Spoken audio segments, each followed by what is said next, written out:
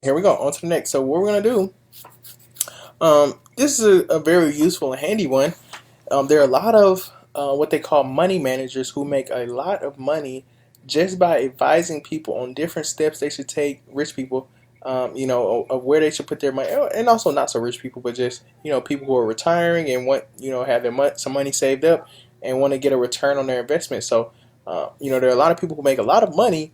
I mean, hundreds of thousands a year just in on or onwards and upwards just by telling people, okay, hey, here's some good advice where you should put some money here, you should put some money here, here's some expected returns, so on and so forth. So what I'm gonna do, I'm gonna ask ChatGPT for some investment advice. I'm gonna say I have $100,000 in the bank.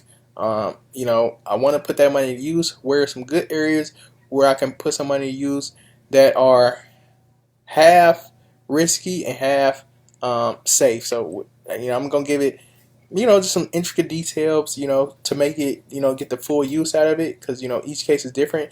Maybe if you're an older person, you're more concerned with being safe in your investment, just keeping it in a safe place.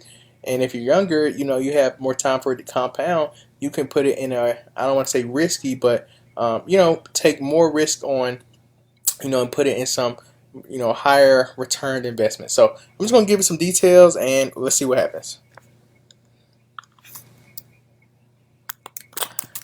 Um,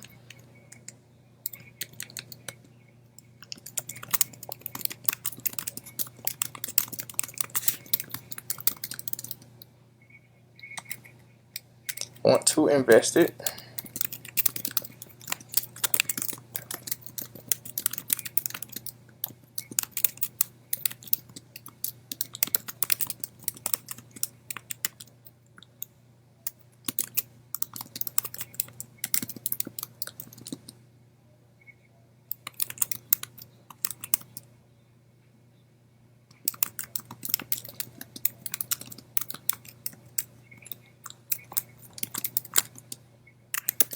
All right, so here we go. I have $100,000 saved up. I want to invest. Can you give me some investment ideas? Have being safe. It's probably going to say no investment is safe 100%, which is, okay.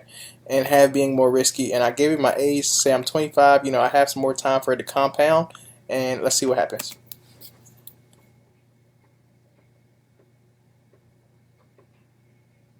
And you see how it's separating it into safe versus more risk. So high yield savings accounts. There are a lot of banks out there who offer high yield savings account that get you 1 or 2 points of your money. Good advice. Certificate of deposit, CDs. A lot of older people hear about these. They offer about banks and credit union. Fixed interest rate exchange for keeping your money in the bank for a certain amount of time. Okay, and it even went in the middle. Moderate risk. Mutual funds. Most people have heard about them. ETFs, something similar to REITs, if you know about that. ETFs, for the person who doesn't know about ETFs, ETFs are usually a collection of stocks. Could be like somebody could have ETF with Tesla, Apple, Facebook, Google, and put them all into a um, investment portfolio, and you can buy into that. And instead of just buying Apple, Google, Facebook separately, you can buy the ETF and have all of those in your portfolio at once. So just a quick definition. So risky investments, individual stocks. So how I mentioned that instead of buying Apple or Facebook or Google alone, and those stocks may have a bad day or some news come out and those tank, you can just buy the ETFs and have all of those together, so one doesn't hurt you too bad. So it says risky investment, individual stocks, or if you know a company that is about to blow up and it's huge and it's on the verge of getting huge, buy into that stock. So cryptocurrency, we all know 2022 wasn't a good year for cryptocurrency. I don't know what year you're watching this. Current Bitcoin price, I think, is about 16,000. In the future, what if it's 100,000 or whatever it is, or if it's zero? Who never knows. But that's how it is with the nature of cryptocurrency.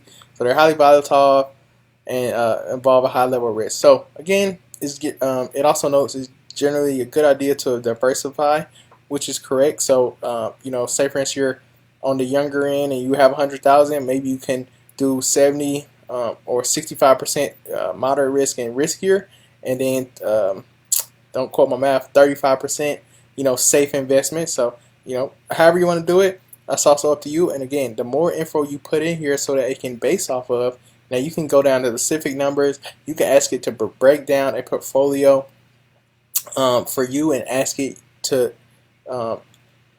tell it your risk management style. How risky are you? How exposed are you? This is just some quick ideas. Like I say, we'll go more into depth down the line. You can always reach out to me if you want more advice on specific prompts to get it to answer how you should go about doing a certain thing. You can always reach out to me at my email, josh.quantumleap@gmail.com. Just reach out to me and I'll be glad to help you, and help you with your investment. So again, and using ChatGPT. So that, again, this is just one of the small possibilities. Again, whenever you're doing this, be more specific, especially if you're asking for yourself or if you're asking for someone else. It's always best to be more specific and use relevant topics so that it can give you the best outcome. But that's it for this video. On to the next.